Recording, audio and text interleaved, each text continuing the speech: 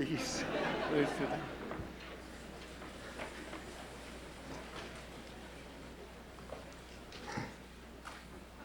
Good afternoon. I'm Albert Carnesel, Provost of Harvard University and Dean of the John F. Kennedy School of Government, and it's my privilege to welcome all of you here today for this very special event, which is sponsored by the school and by the Institute of Politics. I have the privilege of introducing our guest, His Holiness, the Dalai Lama, today, but before I do that, I'd like to call on a good friend to welcome His Holiness to the Commonwealth of Massachusetts, Senator John Kerry.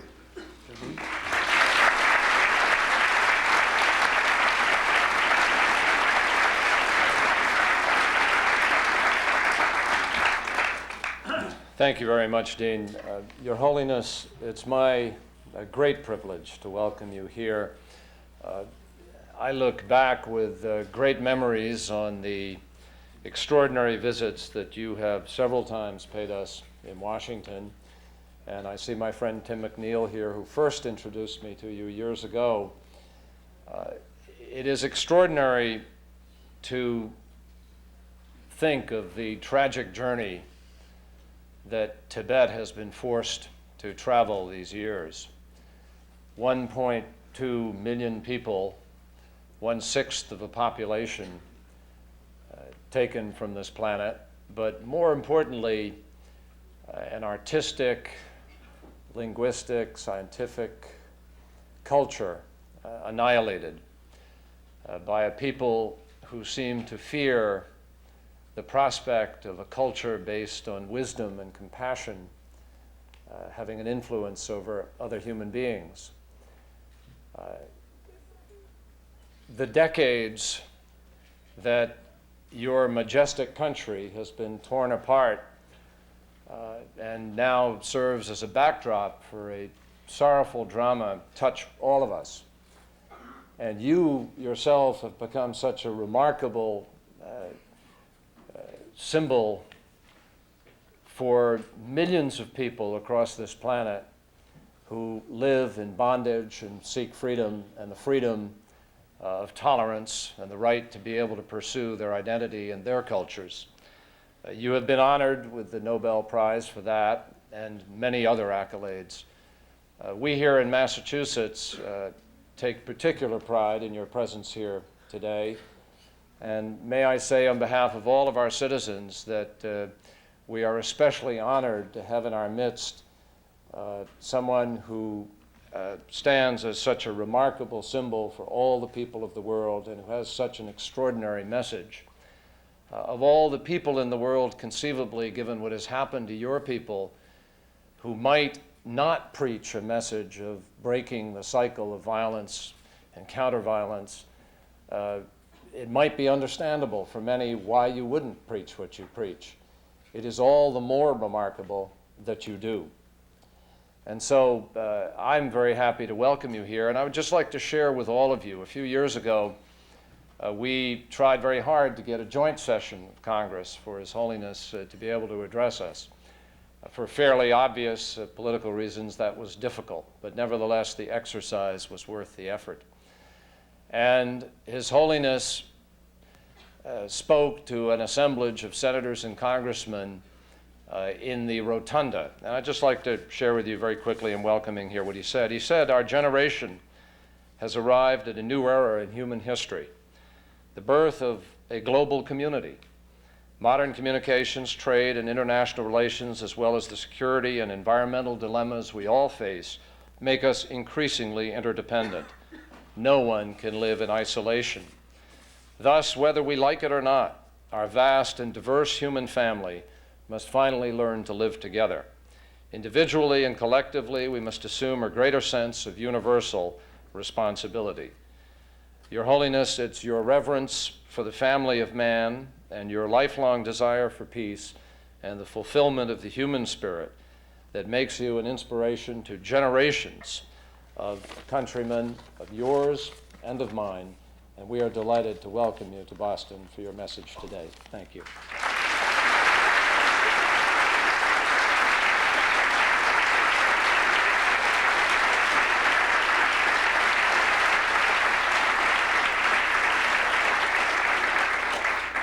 Thank you, Senator Kerry.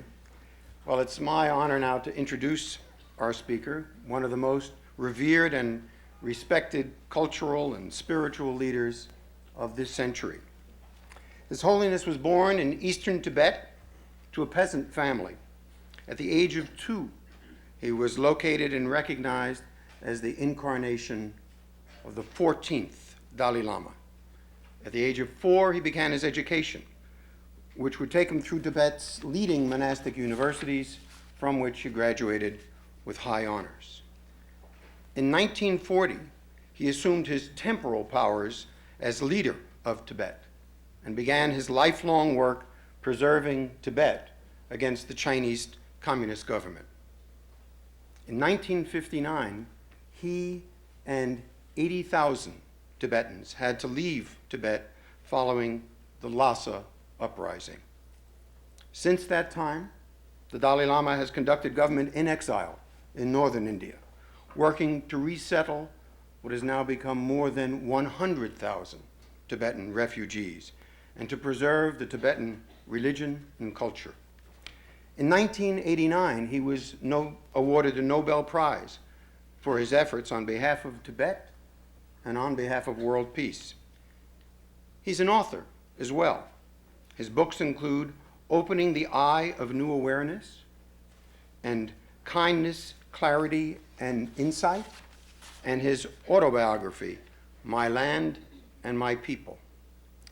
In these difficult times in Tibet's history, he maintains his commitment to nonviolence, as demonstrated by his promise never to lead an armed struggle. And he's committed to democracy, marked by his willingness to organize and to abide by a referendum on the future of Tibet.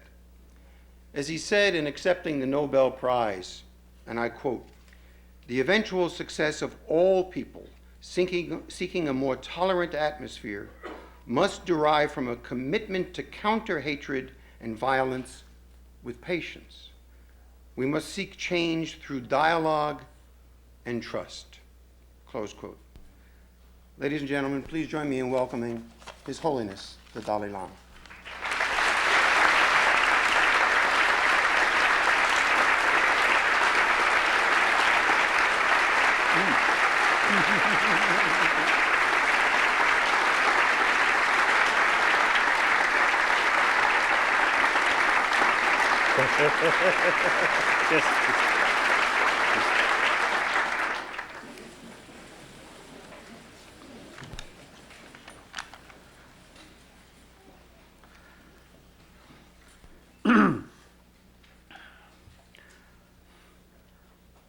En daga da hong da senator da entinang da di da lu che entinang da kyawa na bom so re entiminga da che zhao pom ten de en sang lo le xia le ya entir de da nyan da jeng gi ene da aso ko lab de entu sa la ga men xia ko go chung ba sha ga wo chung tu shi shu yu.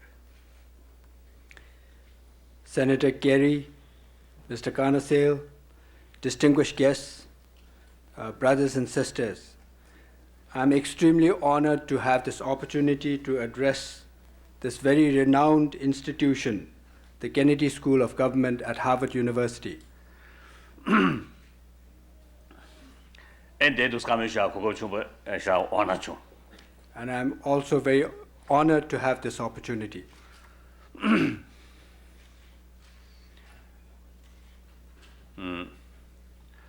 Lab da nyan da xia yu de xia ge shi di kan za tong shi.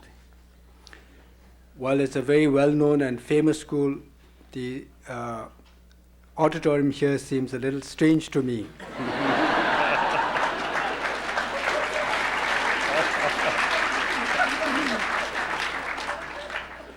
I think it seems you see people from all sides you can check. Some people you can see here, some people can see here.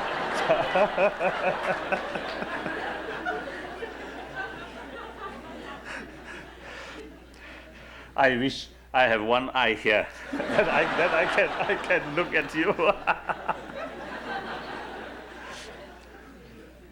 I think be careful, those people.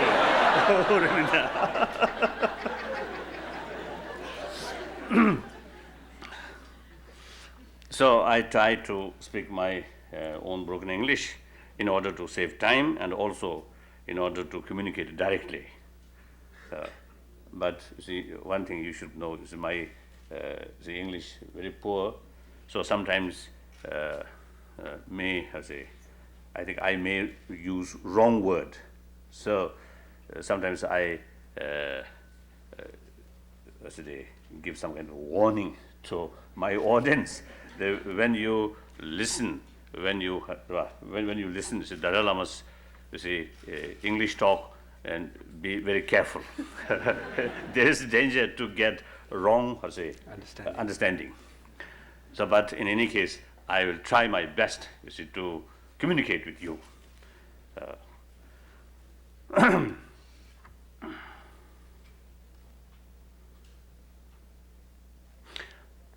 Today, I wanted to talk, I think, two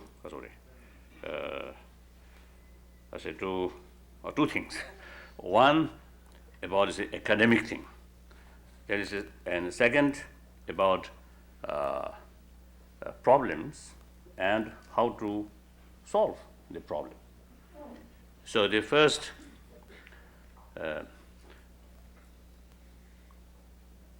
people usually call East and West. Sometimes the people, I think, create some kind of, the feeling or impression the East-West is so far, something difficult to communicate, to reach one another.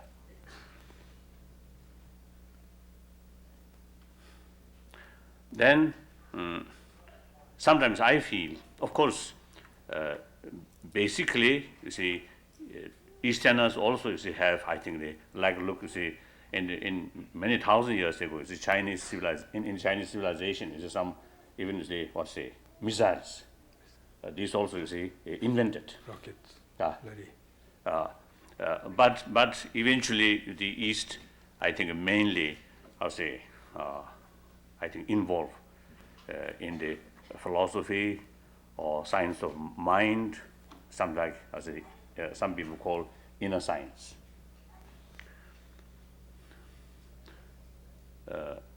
And the West, of course, there are many philosophies, many spirituality, but one the unique or one significant thing is science and technology. Now, I believe the place where mind and matter meet, that's the place East-West meeting.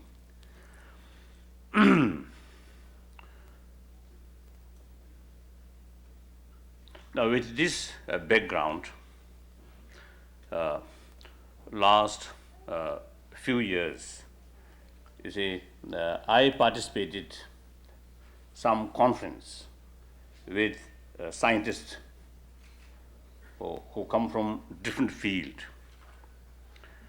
Then, as a result of meeting with scientists, eventually it become quite clear.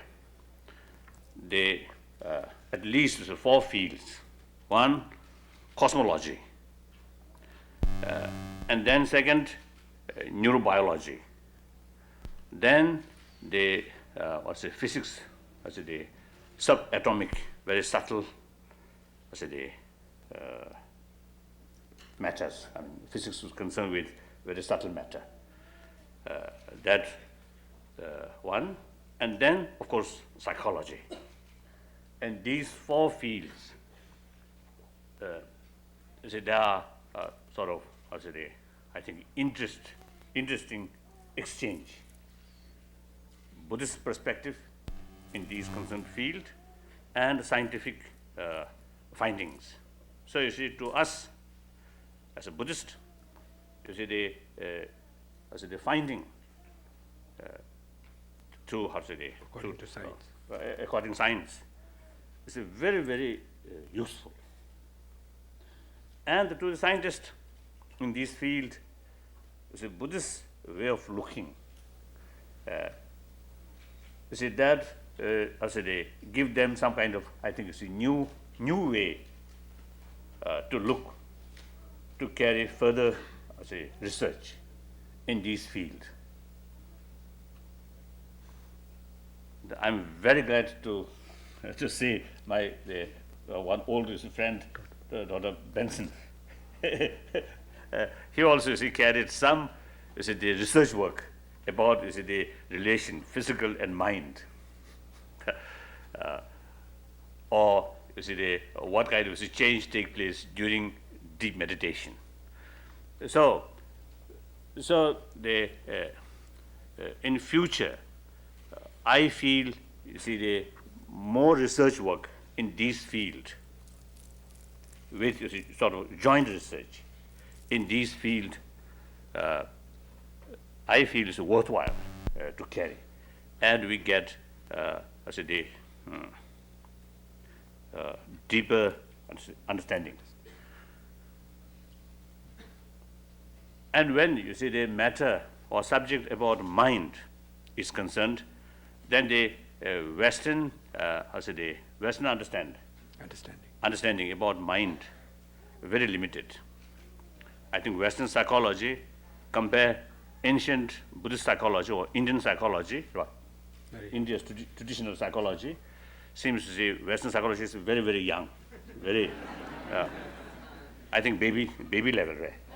So in any way, so there's more hope. Still, can grow. I think the Buddhist psychology may be old now. No more, Kasure. No more grow. No possibility to grow further. So after all, mind is something very important.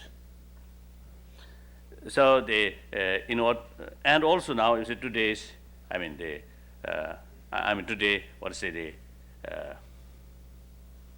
the interest towards brain, about the relation brain and mind, and what is mind, what is memory.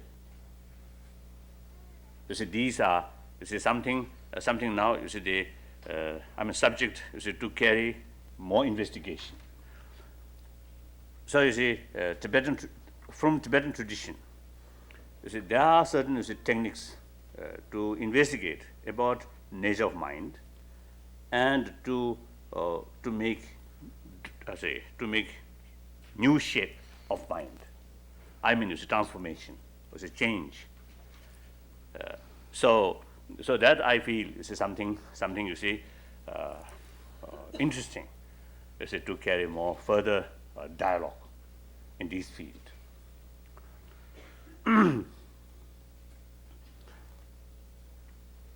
Then about the problem which we are facing.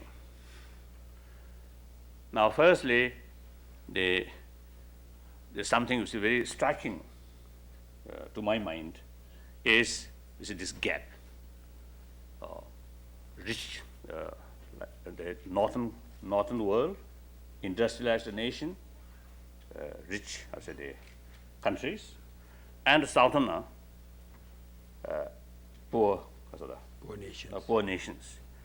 This gap, not only morally wrong, but practically also, this is a source of problem in future. Even today, also, a lot of problem happen because of this gap.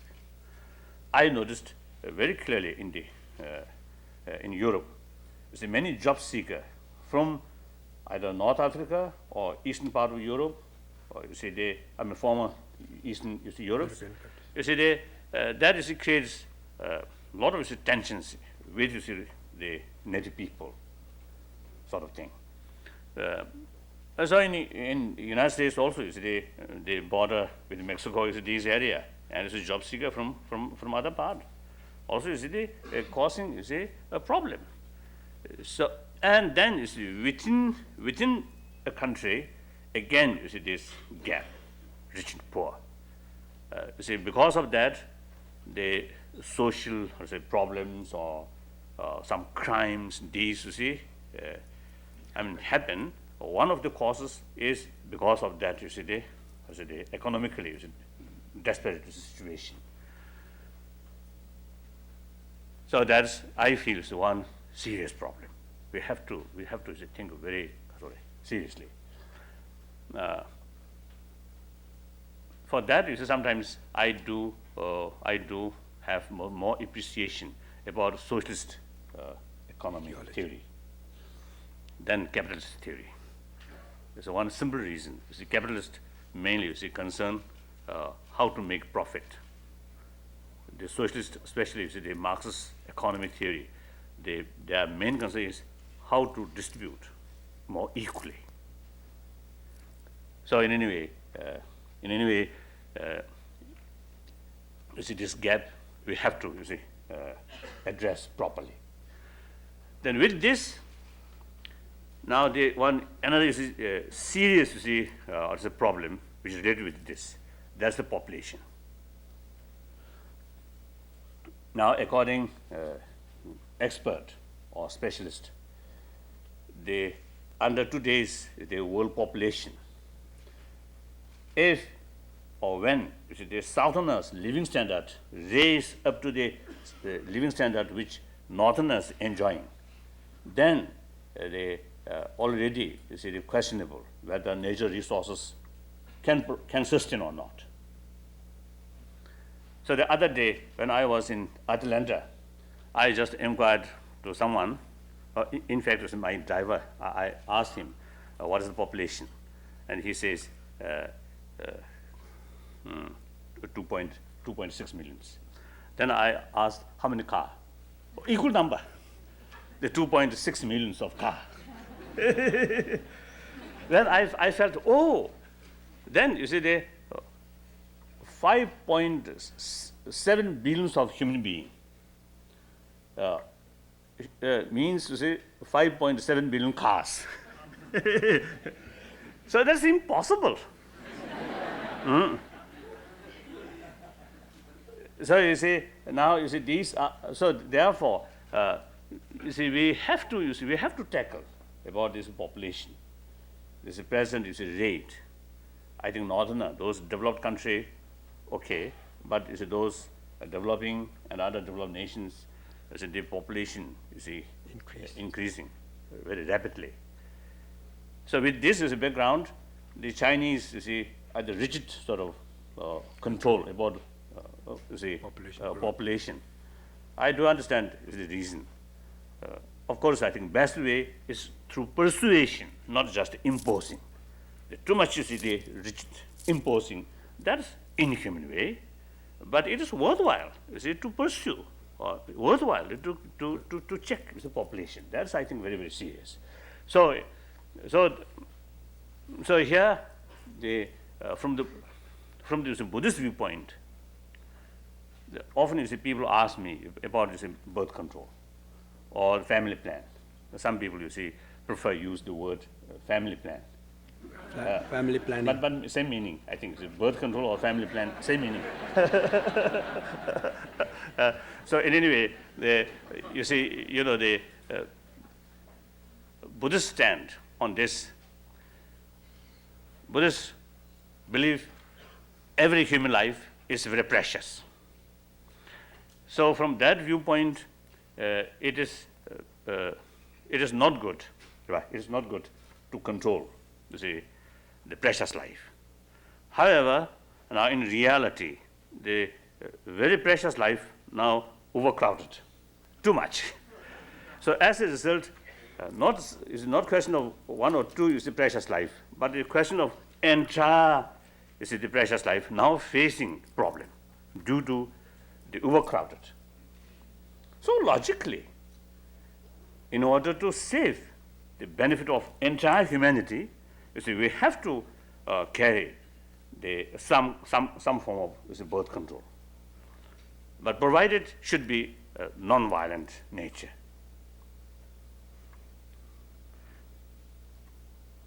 Then sometimes I jokingly told people, best way non-violent birth control is more monks, more nuns.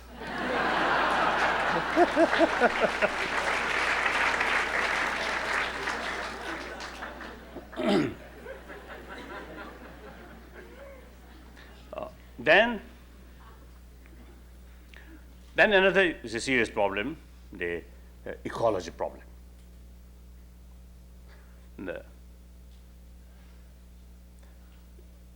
Now here, you see the ecology, this I think the sensitive thing. This is so serious because I feel, you see, they like bloodshed, you see, war. These things immediately is stacking in our mind. But the damaging environment, not that kind of stacking at the initial stage. So eventually, once you really, you see, felt or feel difficult to breathe, or you see the vegetation now difficult to grow, then maybe too late. So you see that, you see the damage, something is coming gradually. So right from the beginning, we have to take very seriously about that danger.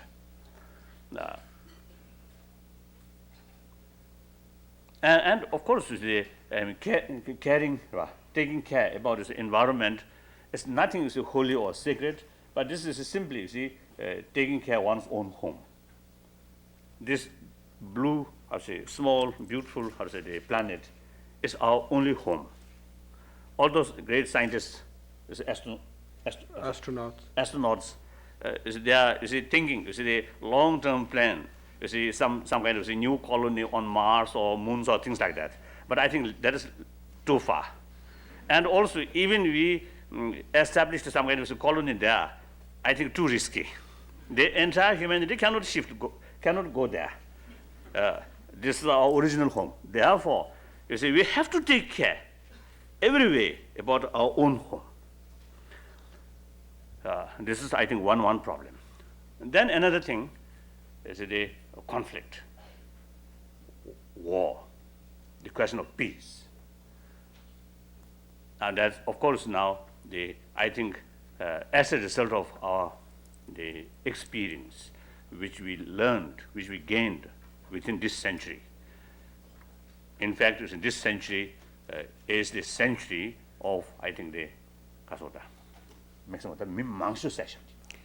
The century in which we have witnessed the greatest number of people being killed Through war. through war. No. So you see, I think, and then also, you see, with science and technology, the destructive power become immense, really horrible, unthinkable. So therefore, now you see, in the minds of humanity, now I think really the genuine desire or genuine eagerness is to achieve peace, long-lasting peace. Now that's, I think, very right kind of, I think, development. Then, of course, now here, you see, the conflict or disagreement, because of, I believe, because of human brain or human intelligence. You see, we have a lot of different ideas, you see, different, how to say, the visions or plans. As a result, it bound to face, you see, contradictions or conflict, even within one single person. Morning you get one idea, and then evening you found, you see, that idea is something wrong. You see, there are other views, you see, develop. So you see, sometimes, you see, difficult to decide. Sometimes you see getting confusion, and sometimes you see losing hope because of so many ideas come, so many things, you see, come, and you see find very difficult to handle.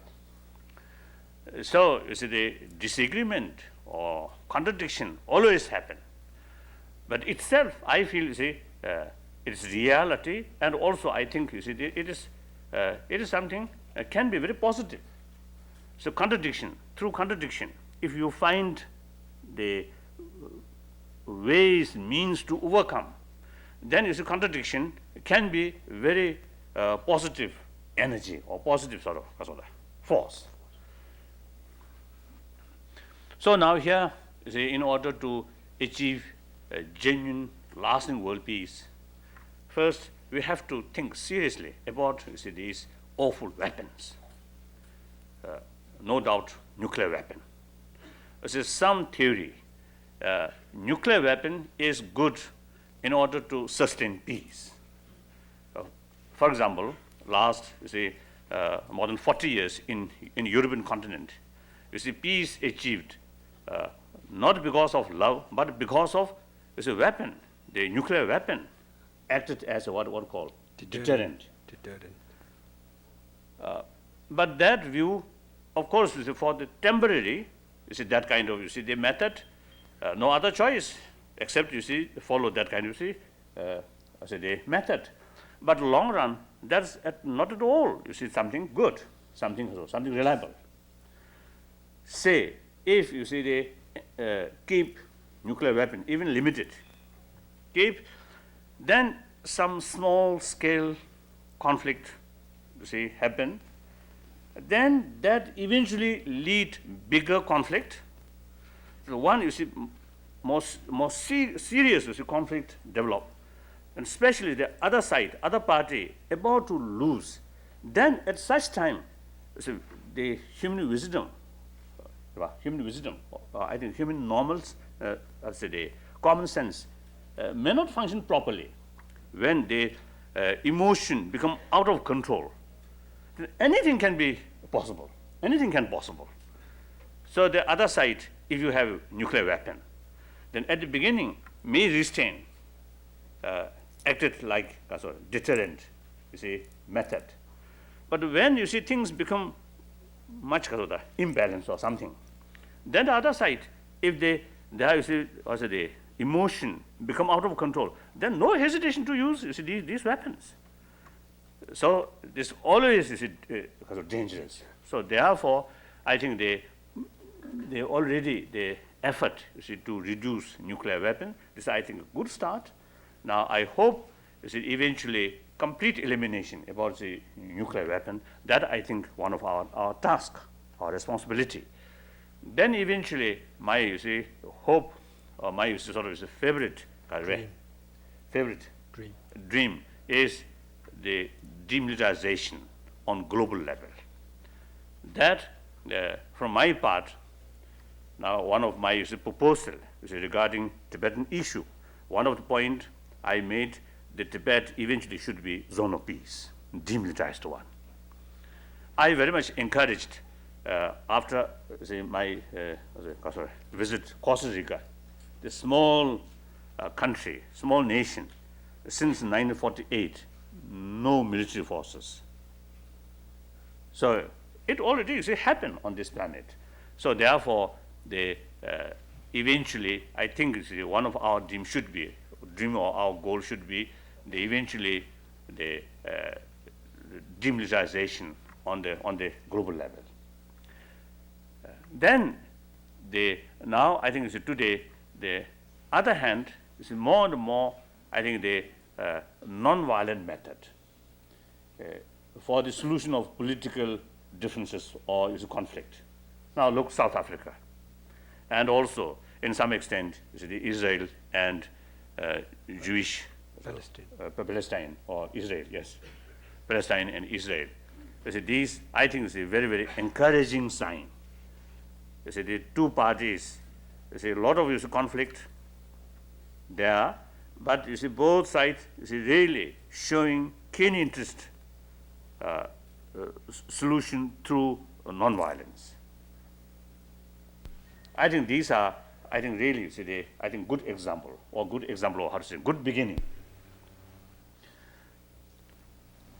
Now, and also, you see, I feel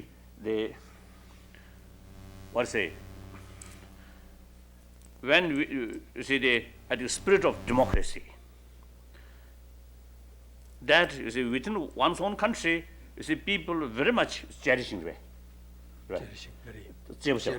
Very much cherish about the spirit of democracy. It is true. You see, that spirit give every human being, you see, some kind of, how to say, freedom. And also they give the opportunity to make individual initiative or creativity. These are wonderful. On that, you see, the real development, whether in economy or education or science, research, everywhere, you see, the individual initiative fully utilized, then there is real as a chance of progress. So you see the democracy, there may be some, you see, drawbacks here and there, but overall, the democratic system is the best system, you see, there's no doubt.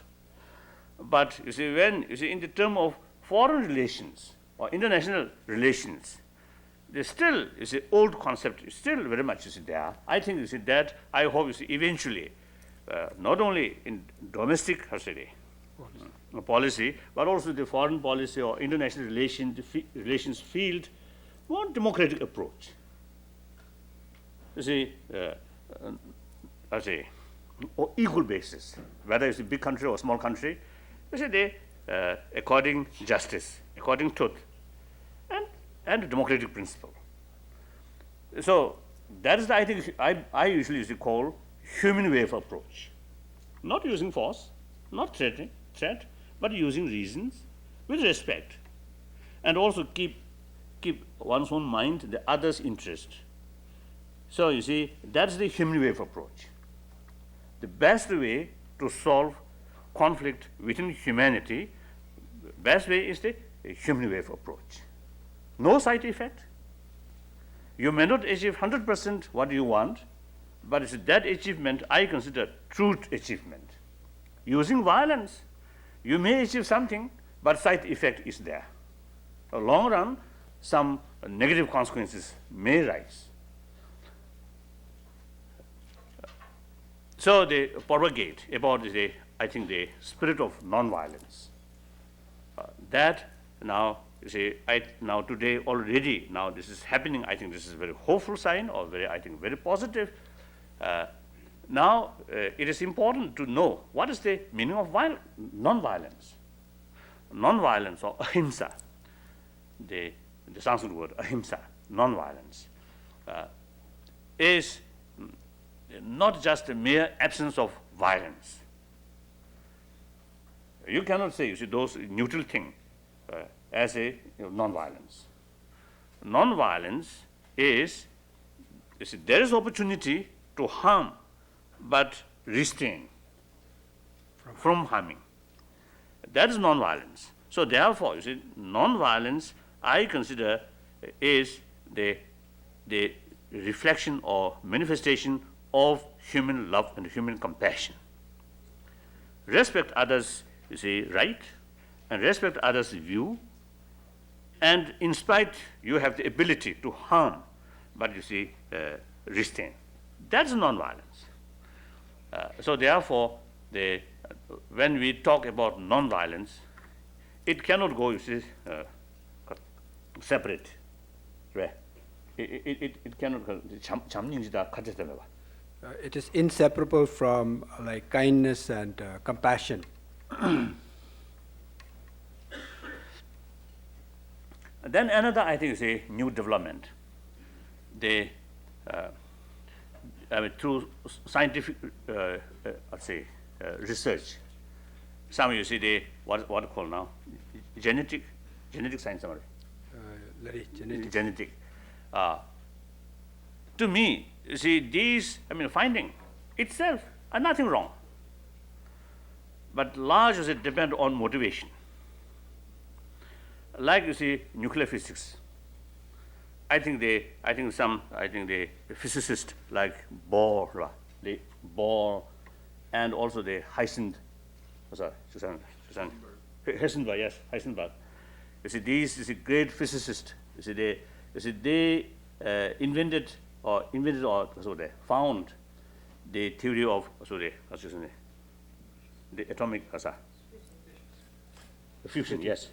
You see, they have no idea, no desire, is to make bomb. But you see, they as a scientist, you see, they truly pursue their research on the, you see, scientists, you see, I think the pure motivation, objectively, you see, study, analyze these things. Then eventually, you see, that knowledge now adopted or used by different motivation. Then you see, these are horrible, you see, nuclear weapons, these things will happen. So similarly, these, I think, is a new invention, this is genetic science, or these things, if go wrong way, there is danger, there is the negative implication, but motivated by just the right motivation, this can be very useful, very benefit. So therefore, and that's one thing. Then another is a problem is religious, conflict. In the name of different religions, is a conflict. This is really very, very sad. Now, in reality, I'm 100% convinced. You see, in spite of different philosophy, different tradition, there are common things. And also, all the different religious traditions have the equal sort of potential to serve humanity. So, under such circumstances, it is very pity, you see, in the name of different religious tradition, you see, fighting, even you see, of bloodshed, and creates very, very negative impression to the public. That I think very sad, very, very pity. So these is a problem, you see, strike away, constantly, you see, occur in my mind. Then now is the question, how to solve this problem? Then I don't know. Very difficult, very difficult. But I do believe, you see, there are, you see, I think the method, you see, to solve these different problem. But basic thing, I believe, the human motivation,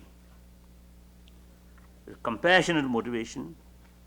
Here, when I say compassion, is not just like you say the feeling of pityness, in not that sense, nor is it the compassion towards one's own close friend. This is my friend, so you say I have some kind of sense of concern or sense of closeness. Not that way. That is rather attachment. So and that kind of love and kindness is biased one, very limited. So you see, the genuine compassion should be unbiased. So, on the basis of clear realization, the other's right to overcome suffering, to achieve happiness, just like oneself. You see, the others, including your enemy, you see, just like myself, you see, who have by innate keen desire, innately desire to achieve happiness and overcome suffering. And it's just like myself, the others also have the right to overcome suffering. On the basis of that realization, then develop some kind of genuine concern. That is compassion, genuine compassion, irrespective what others' attitude to you. The other one may involve some kind of harming on you or hurting on you. That is because of that we call enemy. But yet another aspect, the enemy also, generally speaking, human being, have the right to overcome suffering. So on that basis, you see, you can develop genuine concern about your enemy's right or enemy's problem. So that is genuine compassion. Truly is unbiased. So you see, that compassion can extend to infinitely, to all sentient beings, to all human beings, to all sentient beings. That's the true compassion, true concept of compassion. So that kind of compassion is automatically, bring some kind of the inner tranquility. The reason is quite simple. When more compassionate feeling develop here, it automatically opens our inner door. Through that way, we can communicate with others very easily. And through that way, you gain some kind of sense of security. Sense of security. The less doubt. As a result, less fear. You feel free. The other case, if you keep here, some negative feeling towards other, then because of your own feeling, you also suspect, or others also may have that kind of similar feeling to you. So as a result, the inner door closed. You find very difficult to communicate. with the other. As a result, eventually develop sense of insecurity and doubt, suspicion, increase fear. And then, you see, with fear, you see, with frustration, anger, hatred, even eventually destroy one's own life. You see, these things happen. So therefore, you see, the compassion, genuine compassion, really, I believe, the source of inner strength and source of, I think, very important factor for peace of mind. When peace of mind there, then another, I think, advantage is when peace of mind there, the human has the power of judgment. Calculate its long-term interest, short-term interest in these things, you see, properly can judge. If we lost our negative emotion, then during that moment, the part of our brain which can judge, you see, these things, then it's closed, cannot function properly. So therefore, to me, as a Buddhist, Buddhist practitioner, I think according Buddhist psychology, you see, every human action, whether can be positive or negative, largely depend on motivation. So now, you see, in the motivation is concerned, it seems, you see, in general public, in general public mind, you see, the motivation usually, you see, not much. The action. People pay more attention to action rather than motivation. So I feel we have to pay more attention. More attention is towards motivation. Then now the question is, if the motivation is so important, then you say how to change this motivation, how to develop or how to increase positive motivation. Now this is the question now. I believe basic human nature is gentleness, more compassionate. Now reason is quite simple. After birth, even before birth, the mother's mental state, more peaceful mental state, is very positive factor for the unborn child. More agitative mental state of the mother is very, very harmful, very bad for the child still in the to the unborn child. unborn child. Then after birth, obviously everybody knows and everybody experienced as a first act, just after birth, the child side, receiving milk from the mother or someone else who acted as a mother. Then the other side also is feeding the milk, giving milk. So during that moment, both sides, the immense sort of closeness feeling or loving kindness. With that, the mother side, milk come smoothly. If some kind of hesitate or dislike to the child, the milk may not come smoothly. Very freely. Then child side also, if you see some kind of the negative feeling there, one don't touch his mother's, you see, what called that small thing. So you know, the sucking milk itself, I consider symbol of affection. That is the way of beginning of our life. Without that, today, you see, the scholars or businessmen or great hero, you see, cannot possible. That experience, that day is the day of our day of the beginning of our life. Right. So that, I think, you see, clearly demonstrated what is our life, you see, how it began, how our life began. During that moment, either mother side or the child side, full of anger, full of hatred one another, then it's no possible to survive. Child will die.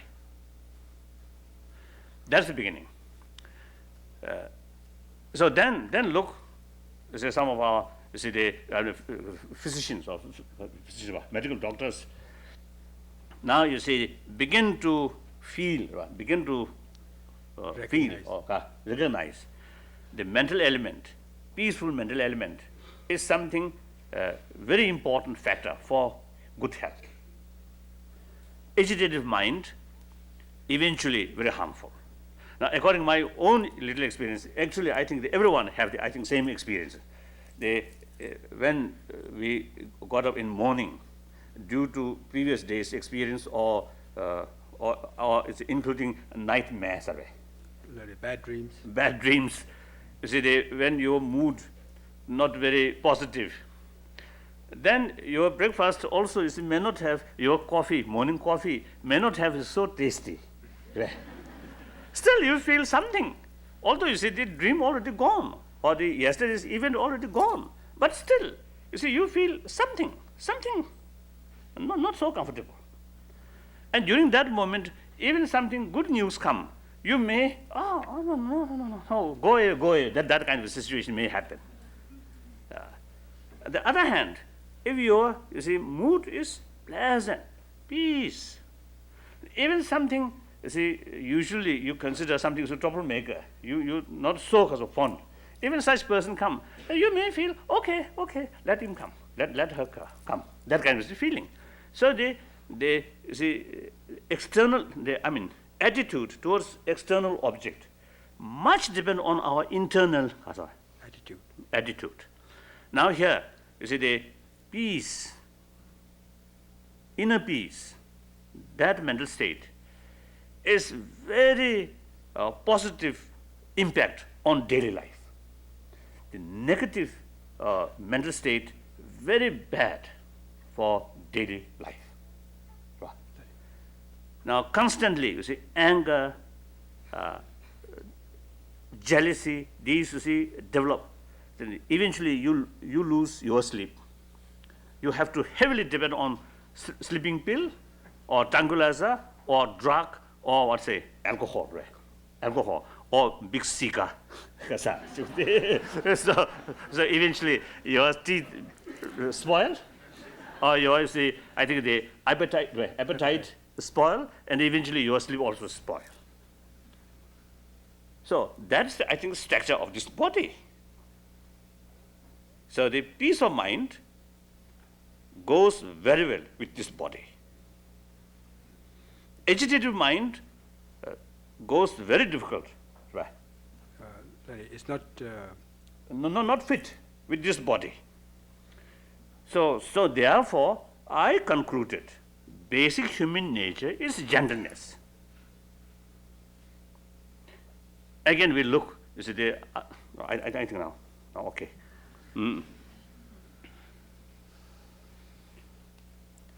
So therefore, and then also, I think, you see, I feel, you see, basic human nature is gentleness, so therefore, there is possibility to increase, you see, this human quality and to sustain.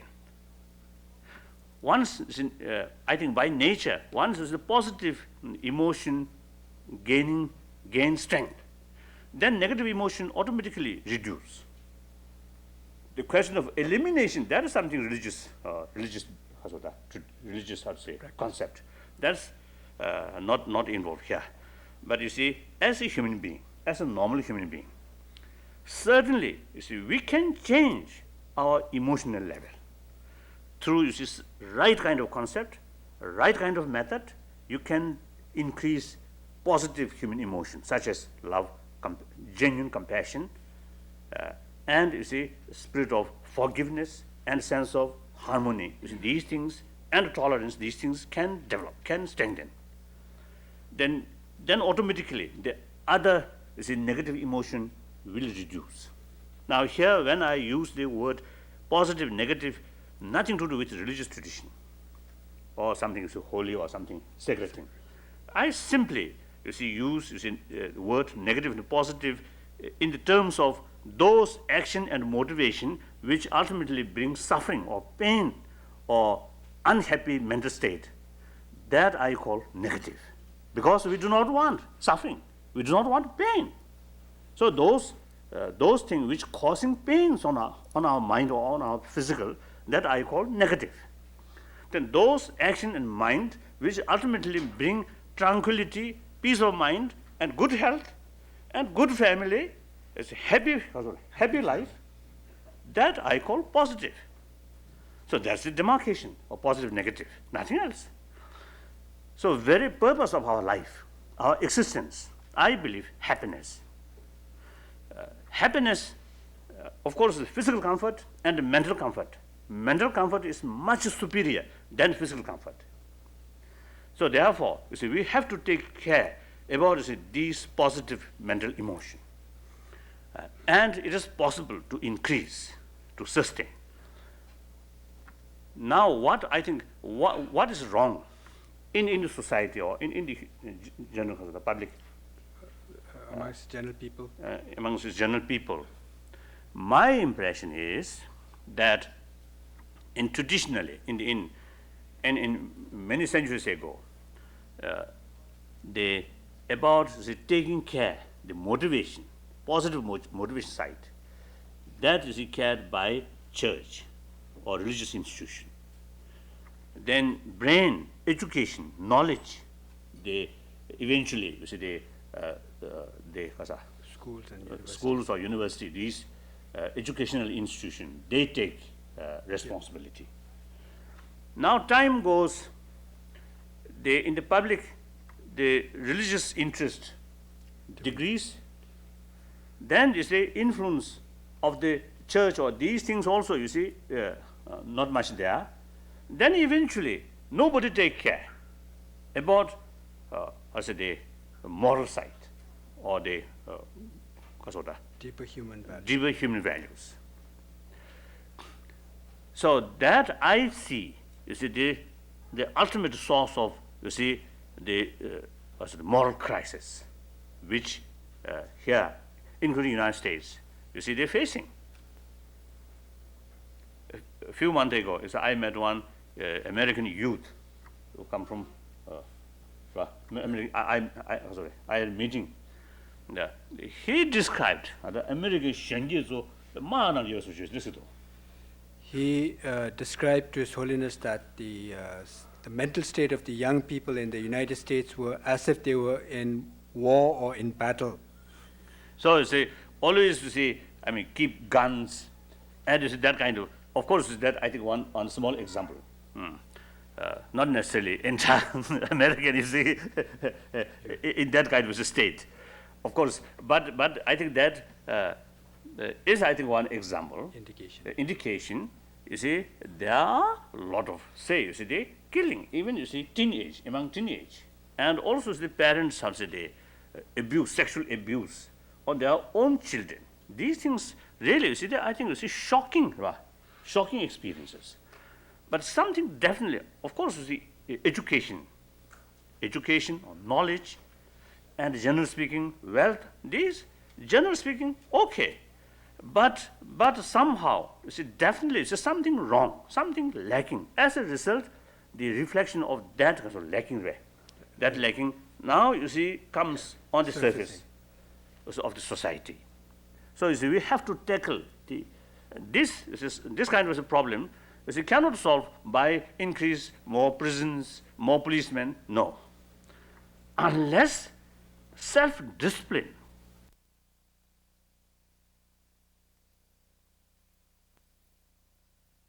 degrees, then you see influence of the church or these things also, you see, not much there.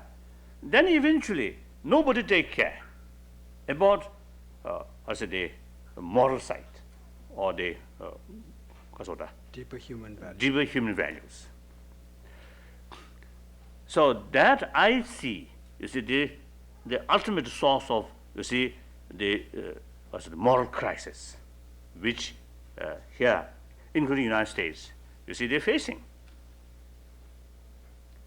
A few months ago, I met one American youth who come from, I had a meeting. He described the American 많은 요소 주시도. He described to His Holiness that the mental state of the young people in the United States were as if they were in war or in battle. So you see, always you see, I mean, keep guns, and you see that kind of course, that I think one small example. Not necessarily entire American, you see, in that kind of a state, of course. But I think that is, I think, one example. Indication. You see, there are a lot of, say, you see, they killing, even you see, among teenage, and also the parents have say abuse, sexual abuse on their own children. These things really, you see, I think you see shocking, right? Shocking experiences. But something definitely, of course, you see, education or knowledge, and generally speaking, wealth. These, generally speaking, okay. But somehow, you see, definitely, it's something wrong, something lacking. As a result, the reflection of that kind of lacking way, that lacking now, you see, comes on the surface of the society. So you see, we have to tackle this kind of a problem. You see, cannot solve by increase more prisons, more policemen. No, unless self-discipline on the basis of moral ethics or self-respect, self-dignity. Without that, you see, external means only, you see, cannot tackle these things. So the public sort of I think the ethics or moral ethics is become very important. Now here, I do not say, you see, all people should be believer, should take religion seriously. No. So I believe without religion, you see, people can manage. You see, without perfectly, no problem. Whether accept religion or not, it is individual right. But one thing I feel, you see, when people, you see, lose interest towards religion, they also, you see, neglect about the deeper human value. I think that is the problem. Now, therefore, you see, we have to find ways, means to increase the deeper human value as a secular ethics. So here, I believe the educational institution have, I think, the key role. Now, religious institution, of course, they have a great responsibility, but their responsibility is limited.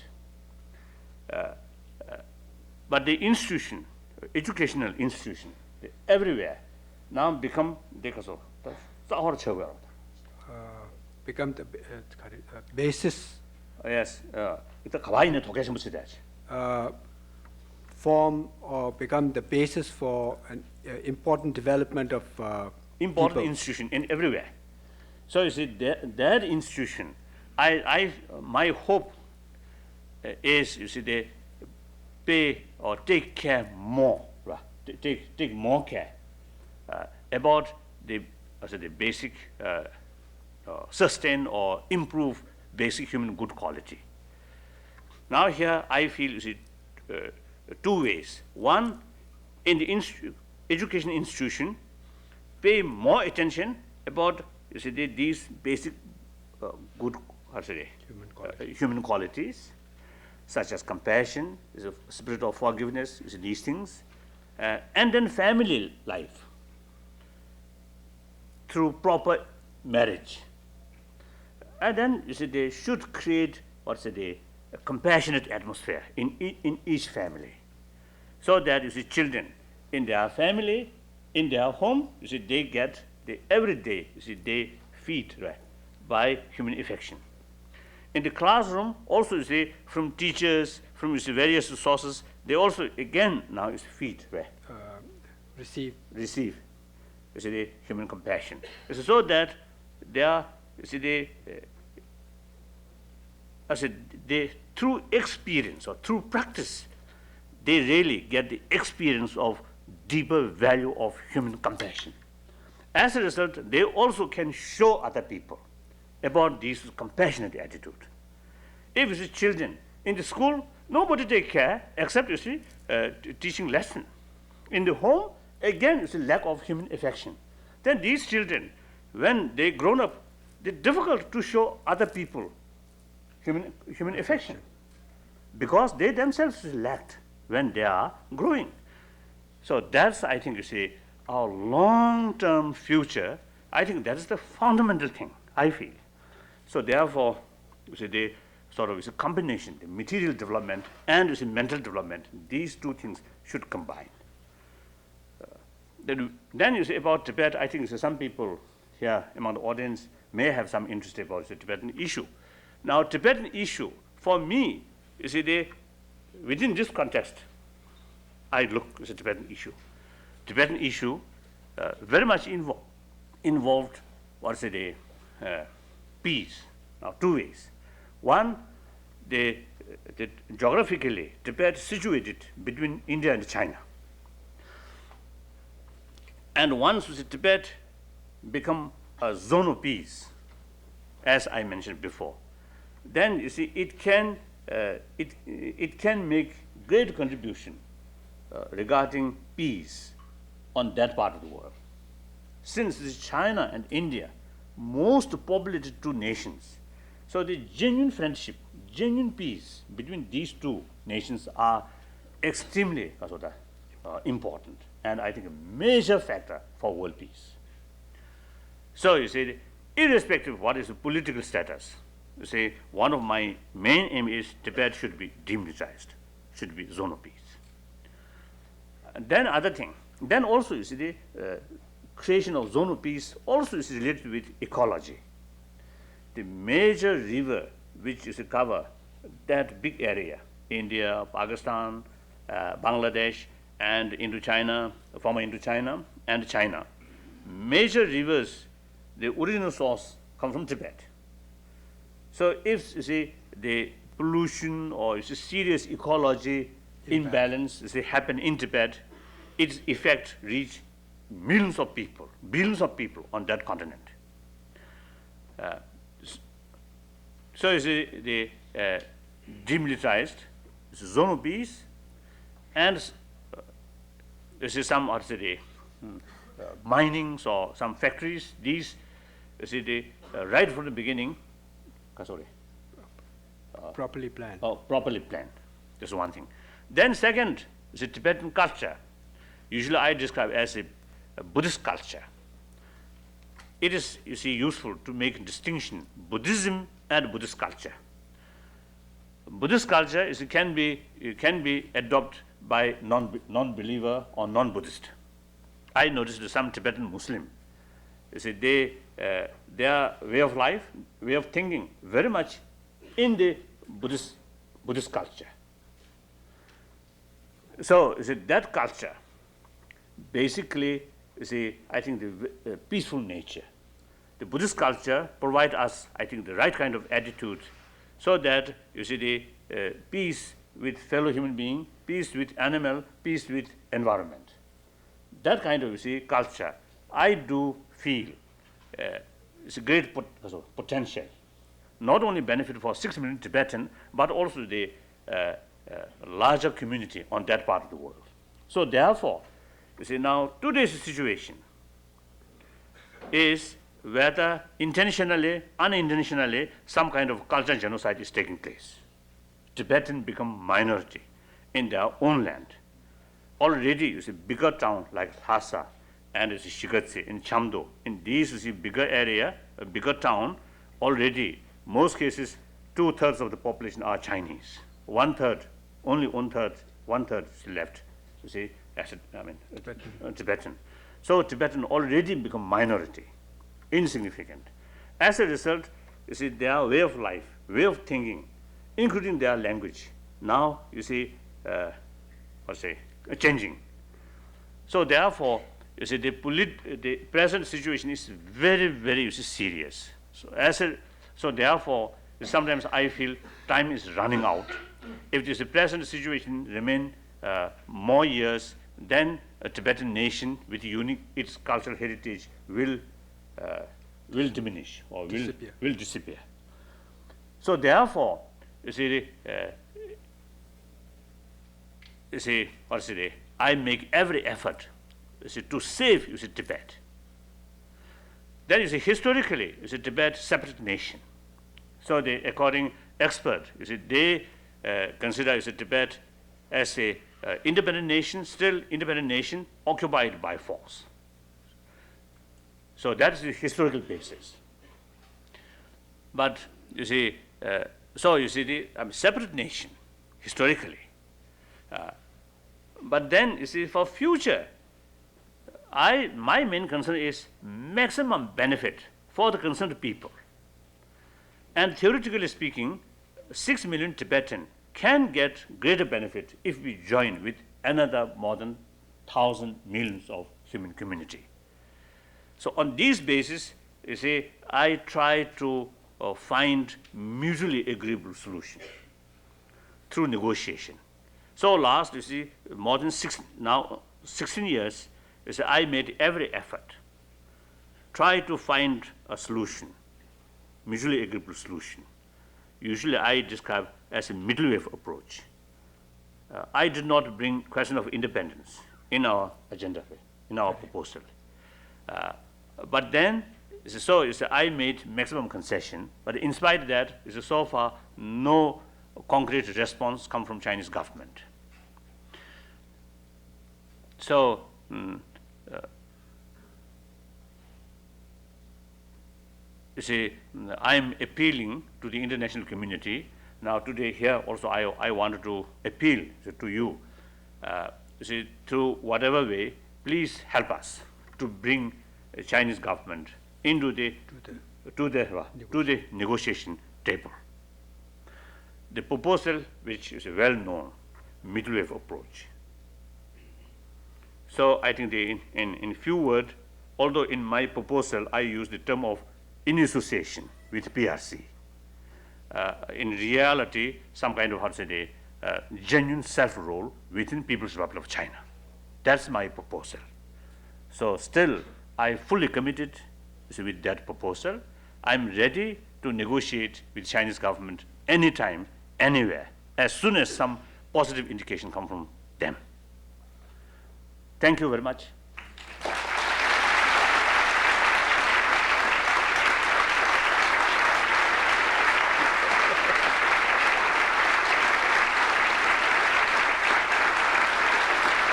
Yes, absolutely. Some questions now. Some questions. Please, please. We have time for a few questions. There's a microphone here and a microphone there, and I believe there's one there and one there. Why don't we start with the first question right here? Good afternoon, Your Holiness. My name is Zishan Zaidi. I'm a senior at the college and a member of the Institute of Politics, and on our behalf, welcome. My question is this. One problem that's troubling my generation is, whereas we hear and read about atrocities being committed all over the world, we're not sure how exactly to help or what we can do to help. And my question to you is, as college students in the United States, what can we do to best help your cause and Tibet's cause?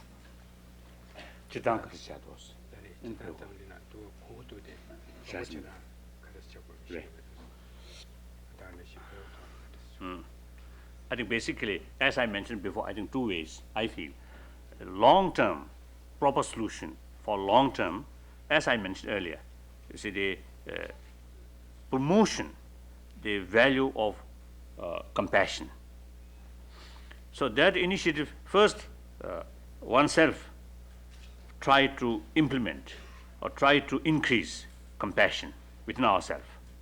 Then you see automatically it creates, wherever you go, some kind of atmosphere of, you see, peace or atmosphere of compassionate atmosphere. That I think one way. That's long term. Immediate, that's very difficult. But one thing I think they like is those, like Amnesty International, you see, these organizations, it's very active, you see, in everywhere, you see, to safeguard individual right, as well as, you see, I think, right of community. You see, these things are now, I think one encouraging sign is now human rights issue, these things are universally Accepted. universally accepted. So these, and right of self-determination. So you see, those you can join or you can help. Kasbeh. Support. You can support. You see, these active organization, international organization. You see, to increase you see, their activities. I think that's one way. Besides that, I don't know. Right here, please. Your Holiness, my name is Dr. Leo Liu. I'm a faculty member at the medical school here and a longtime supporter of your people and culture in exile. My question is this. There is a impression and indeed a hope that attitudes in China will change as the first generation of aging Chinese communist leaders passes from the scene. I wonder about the next generation of Chinese leaders, the Chinese intelligentsia, the younger Chinese who will be formulating future policy with Tibet. Do you feel that they have the proper information and attitude, realistically, given the lack of information that they have, to make constructive engagement with your people and country? Oh, definitely.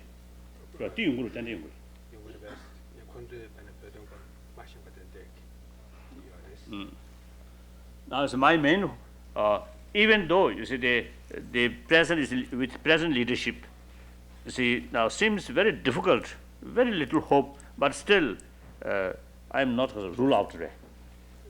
Still, I think the possibility is still there. Then you see the coming generation, leadership generation, more I think more knowledge about outside world, these things, more as a liberal or more open-minded, more democratic sort of outlook. Then definitely, so once that kind of situation develop, I'm convinced fully that we can easily solve the Tibetan problem. That's my belief. So you see, then of course you see, still I think you see, we have to make every effort to educate our Chinese brothers sisters. So that's why you see, wherever I have opportunity, I always you see receiving them, you see, meet them and discuss, share, exchange views. So I found you see, many of them, you see, their concept, I think, very much based on wrong information, distorted information. So you see, we have to make every effort to educate. Thank you. Your Holiness, my name is Vanessa Liu, and I'm a senior at the college, and I'm also a member of the Student Advisory Committee here, and I'd like to welcome you here too. My question is, the problem of Tibet is a regional question too, and it involves not only China but surrounding countries like Pakistan and Bangladesh and India, and I was wondering what kind of response from those governments are you expecting in support of your cause, like in terms of what you want to achieve in that area? The main problem is Chinese occupation, not India's occupation or Pakistan's occupation. No, I mean like. Now I understood. Now it's regarding creation of zone of peace. Now India, Pakistan, you see, all these neighboring states, involved. So you see, in my proposal, which I made 87, 5-point peace plan. There I mentioned the eventually, at the beginning, limited Chinese forces could remain in Tibet. Then eventually some kind of guarantee or international guarantee, some kind of regional peace conference with India. Of course, it's China, People's Republic of China and India and Pakistan and Bangladesh, you see, these neighboring, Bhutan, Nepal, these neighboring states. Then, you see, find some kind of guarantee that no threat. Then, you see, through that way, with some kind of guarantee, then you see Tibet should be zone of peace, completely demilitarization. So you see, on that work, of course, you see, these neighbors, you see, involve, right? Involvement. Then this is my experience. Now here is mainly is India. So our relation with India is something very, very ancient, very long Relationship. very, very, very long relationship, and that relationship also is much related with spirituality. So Buddhism came from India. So therefore, usually I describe our relation with India is something relation between teacher and student. So, and then last is 36 years, more than 36 years, the government of India as well as the people of India, how much they extended help to Tibetan community, or enormous way. There's tremendous support. Tremendous support. So in the future, our relation with India, of course, will remain in this kind of close Relationship. close relationship. Thanks. This one is a little bit different. This, in deference to the technological revolution, the Dalai Lama's talk today is being covered live in America Online. So we actually have some questions that came in on electronic mail. So I'm obligated to ask this first one, which I thought was a pretty good question, so I'll ask it. In light of the fact that the Women's Conference is taking place in China now, as we speak, we wonder if you would comment on the connection that's being made there between women's rights and human rights, and more broadly on the question of human rights in China. Basically, this kind of conference, which is mainly concerning about women's rights, I think human rights in general, in particularly women's rights, of course, very, very important.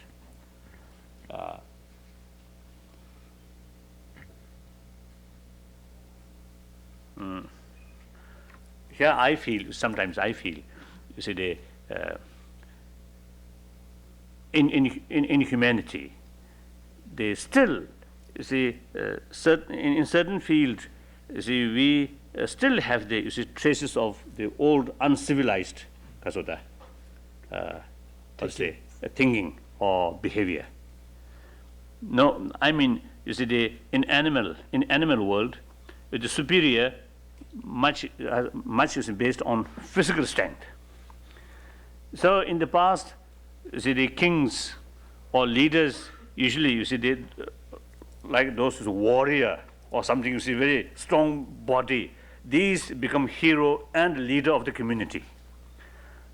Now in civilized world, brain, education, wisdom, compassion, these are more important than physical strength. But I think the relation men and women, still I think some still is traces of that kind of thinking, so that the men physically a little bit stronger. Some cases women, some individual women is very, very strong. But generally, the other day I met one, I think American Negro woman, so tall. And I was embarrassed by two. Fullness has to stretch to embrace. And very difficult to reach, her neck.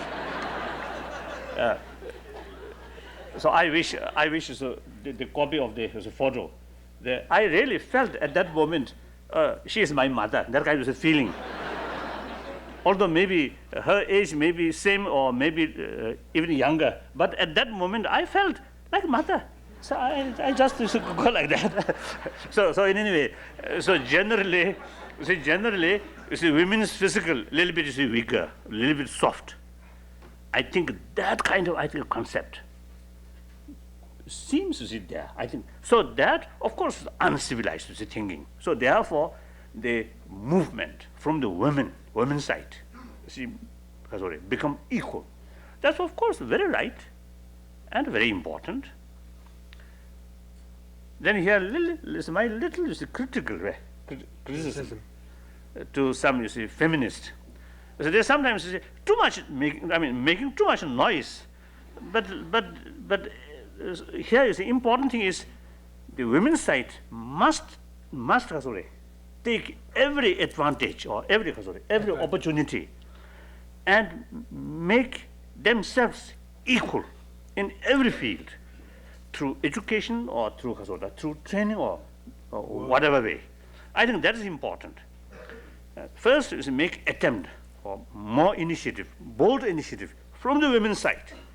Then, due to some culture heritage or some religious faith or some system, truly become obstacle. Then we have to handle that properly. Sometimes less action, less initiative, but a lot of noise. Sometimes I feel I use to suggest or take more bold initiative. So they say, and that is my basic belief. And then the women's important women's conference take in Peking. I mean, some little bit is controversial, but I feel China, most populated nation, very important nation. So therefore, this important World Women's Conference, taking place in that country. Of course, at the immediate may not have much impact, but long run, definitely it makes immense impact on the millions of Chinese women or Chinese people as whole. So that's my comment. Then next. Thank you. No, now we'll go here and then we'll go upstairs. Thank you.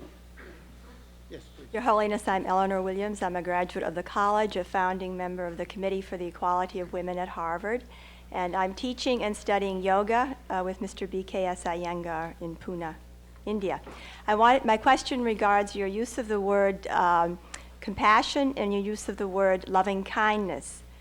I sense that they're not quite the same, so I'd like it if you would give the Sanskrit for the words, and would you discuss them, compassion and loving kindness? Compassion, Sanskrit word karuna. Karuna? Karuna. Loving kindness in Sanskrit, metta. Metta. Yes, metta. So how? So you see, in Tibetan, or the meaning is, compassion is some kind of concern or wish they overcome suffering. Loving kindness is wish to have happiness or pleasant experience, happiness. So more or less the same meaning, same essence, but one wish to get rid of the suffering. One wish to get happiness. Is one more inner directed and one outer directed? Is What do you mean? within yourself and one of action and one of non-action, an attitude? Well, this is compassion or loving kindness is towards other. The self-cherishing way. So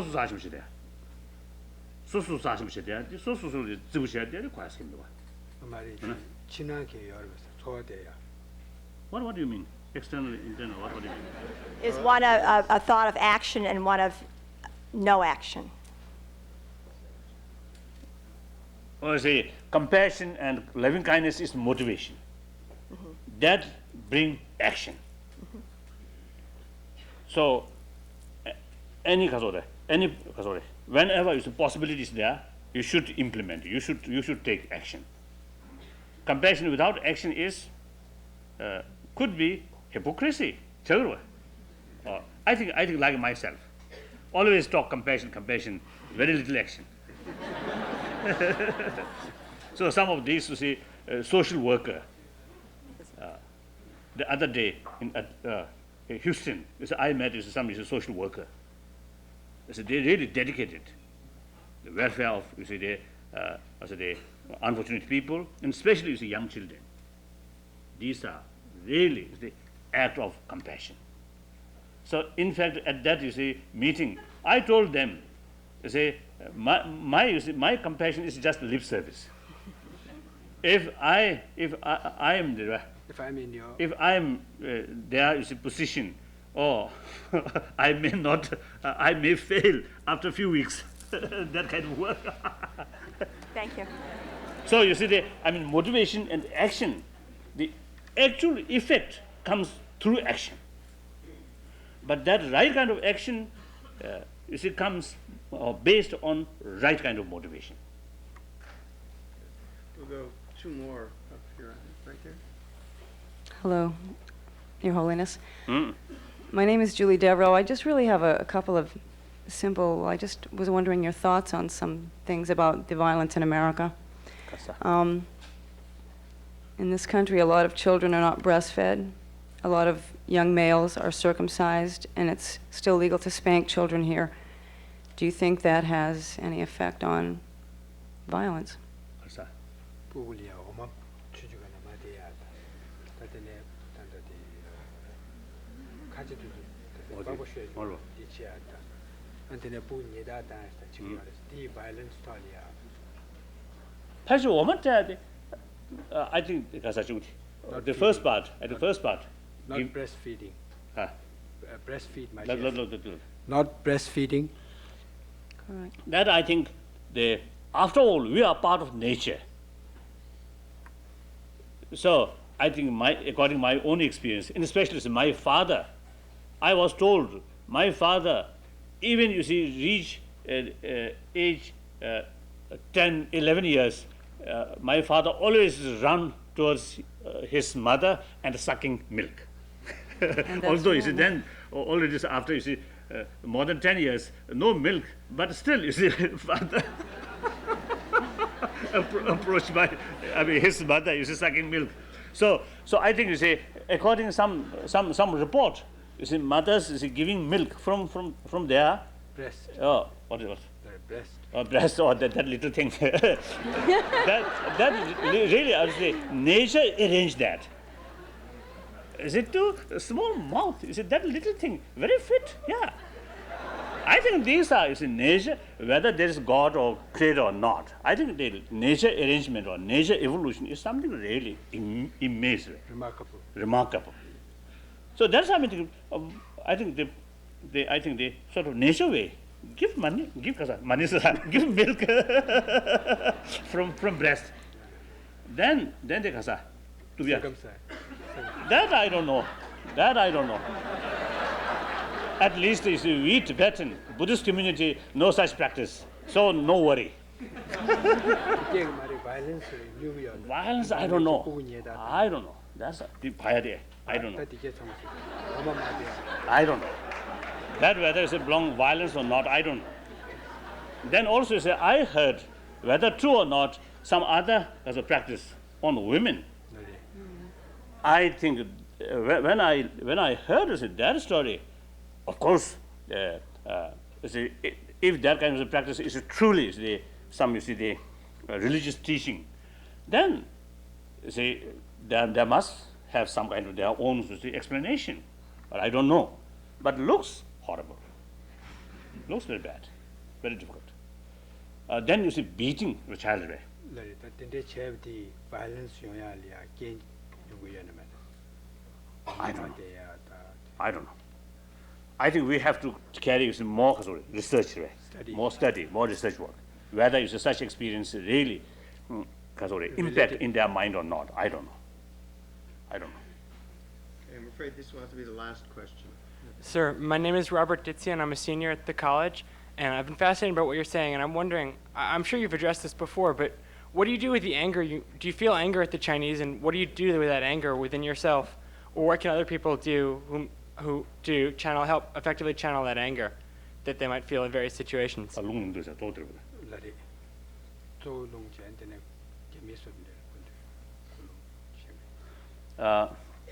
Yes, occasionally, you see, when I heard some, you see, very, some kind of, say, unthinkable sort of human rights violations, or suffering, these things happen. Sometimes I do feel some, anger. But then you see, they very, very quickly, you see, go away. They see, this is my sort of understanding or the realization, anger is really useless. You see, the negative emotion is really no benefit for anyone, including myself. So that I have is a clear sort of conviction. So therefore, with these conviction on, and also some practice, like I think the wave on ocean. Wave comes and goes, but underneath the sea always remain calm. At least some experience, some experience that some emotions such as anger comes and fade away. And underneath, in basic, the mind remain calm. So the negative, actually ill feeling towards the Chinese or towards anyone, or like in this case towards the Chinese, even those individual Chinese who make decision on the spot, shooting or killing, towards these people, they generally almost none, the negative feeling or hatred feeling, ill feeling. Of course, through training of through Buddhist training, there are more reasons to feel compassion towards the people who create pains on others rather than victims, because the victims already ripening their past mistake, past the negative action or negative karma, so no longer left consequences of that particular negative action which is committed in the past. The other side, aggressor, now they just begin to face long-term consequences. So there are reasons to feel more concern, more compassion towards aggressor. According to Buddhist training or Buddhist philosophy, once you accept the rebirth theory and karmic theory, then that's the way to look. So these how say they? So then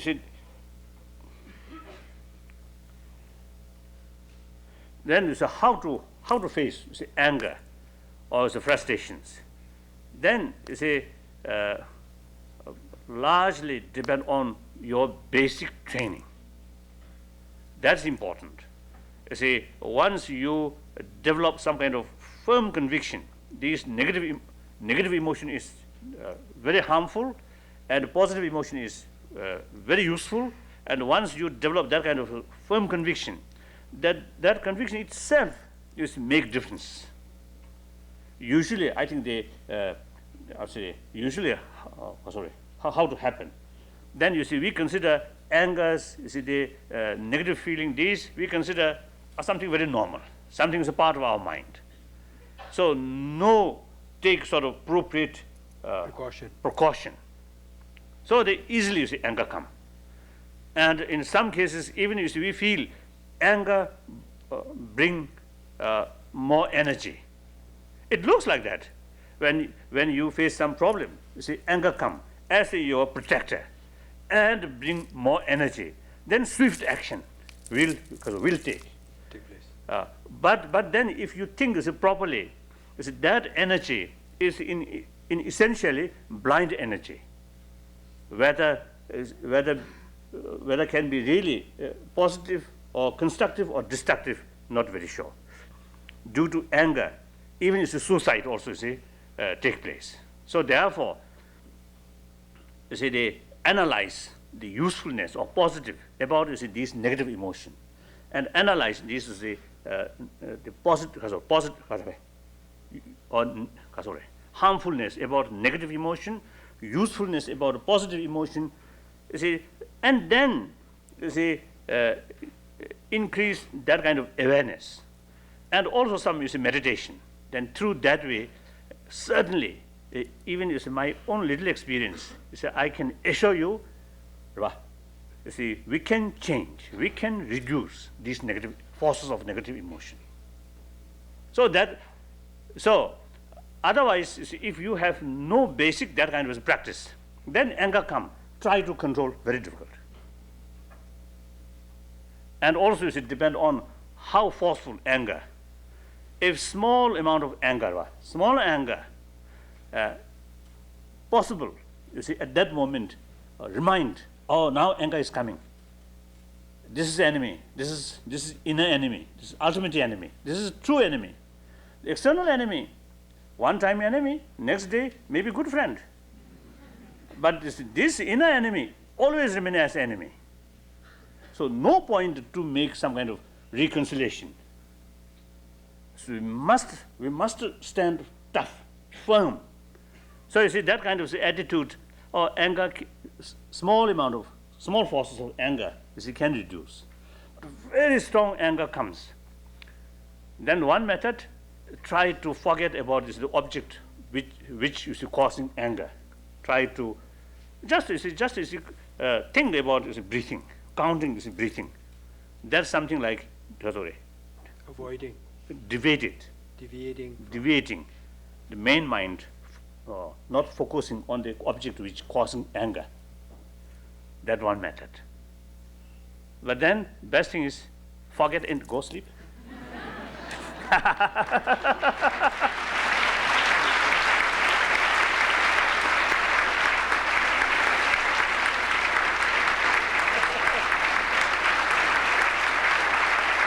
Thank you.